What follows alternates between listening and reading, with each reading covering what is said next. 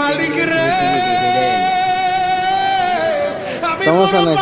তুমি যাও। আমি বড় গুনাহগার ও দয়ার আল্লাহ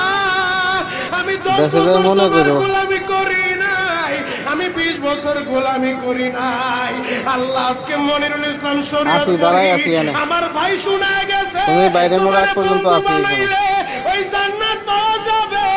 মালিক রে তুমি আমারে দাও না মাফ কইরা যুবক রে যদি কেউ আল্লাহর বন্ধু বানাইতে পারে তার কোনো আর চিন্তা নাই তার চিন্তার কারণ নাই গো বাবা এ যুবক ভাইরা দাড়ি পাকা বাবাজিরা সবাই আমার দিকে একটা নজর তাকান এই যে দেখেন আমি হাতের ভিতরে আহারে টিস্যু দিয়া কাপড়ের মতো একটা দৃশ্য বানায় ফেললাম এমন একটা কাপড় আপনার শরীরে একদিন